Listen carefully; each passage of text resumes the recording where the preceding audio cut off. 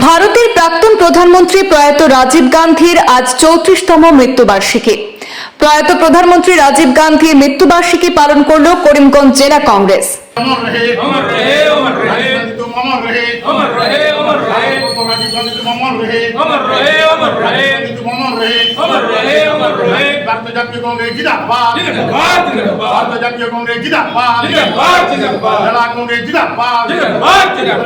আজ বুধবার করিমগঞ্জ জেলা কংগ্রেস কার্যালয়ে ভারতরত্ন তথা প্রয়াত রাজীব গান্ধী 34তম মৃত্যুবার্ষিকী পালন করলেন জেলা কংগ্রেসের কর্মকর্তারা।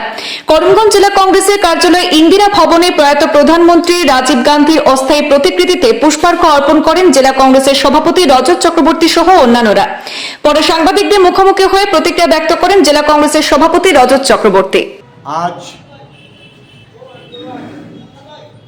ভারতীয় জাতীয় কংগ্রেস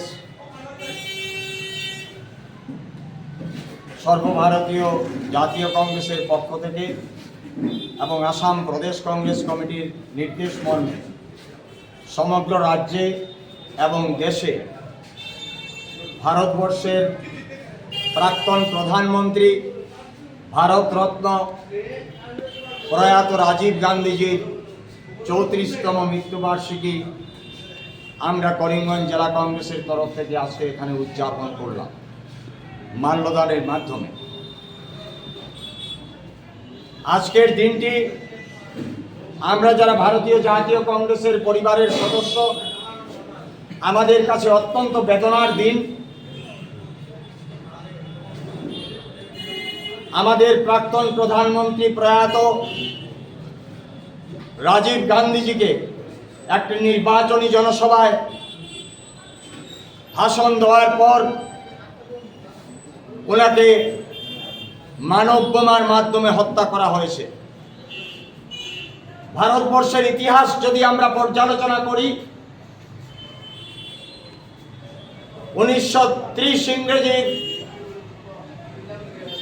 1948 ইংরেজির 30শে জানুয়ারি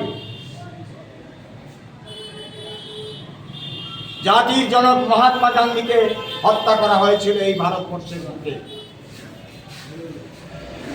পরবর্তীকালে আমাদের প্রয়াত প্রধানমন্ত্রী এশিয়ার মুক্তিসূর্য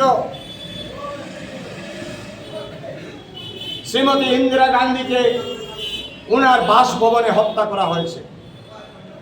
একইভাবে আমাদের প্রয়াত প্রধানমন্ত্রী রাজীব গান্ধীকে নির্বাচনী জনসভায় হত্যা করা হয়েছে। প্রয়াত প্রধানমন্ত্রী রাজীব গান্ধী এমন একজন ব্যক্তিত্ব ছিলেন, কিছুদিন আগে আসামের মধ্যে যে পঞ্চায়েত নির্বাচন অনুষ্ঠিত হয়েছে আপনারা জানেন, এই পঞ্চায়েত নির্বাচনের ত্রিস্তরীয় পঞ্চায়েতের শুরুয়াত করেছিলেন আমাদের প্রাক্তন প্রধানমন্ত্রী ভারতরত্ন রাজীব গান্ধী। রাজীবজি বলেছিলেন যে গ্রামীণ স্বরাজ যত সময় পর্যন্ত হবে না, জনগণের হাতে যত সময় পর্যন্ত ক্ষমতা তুলে দেওয়া হবে না, ক্ষমতার বিকেন্দ্রীকরণ যত সময় পর্যন্ত করা হবে না, তত সময় পর্যন্ত ভারতবর্ষকে এগিয়ে নিয়ে যাওয়া সম্ভব হবে না। তাই ত্রিস্তরীয় পঞ্চায়েতের মাধ্যমে রাজীব গান্ধী এই পঞ্চায়েত নির্বাচনের সূচনা করেছিলেন। আজকে বিভিন্নভাবে ক্ষমতাকে কুক্ষিগত করে রাখার প্রচেষ্টা চলছে, আমরা দেখতে পাচ্ছি কেন্দ্রে এবং রাজ্যে। বাধ্য হয়ে আসাম সরকার এই পঞ্চায়েত নির্বাচন 2 বছর বিলম্ব করে অনুষ্ঠিত করেছেন এবং যে পঞ্চায়েত নির্বাচনে জনগণের হাতে ক্ষমতা তুলে দেওয়া হবে, সেই পঞ্চায়েত নির্বাচন কিভাবে অনুষ্ঠিত হয়েছে সেটা করিমগঞ্জ জেলার সমস্ত জনগণ এটা পরিলক্ষিত।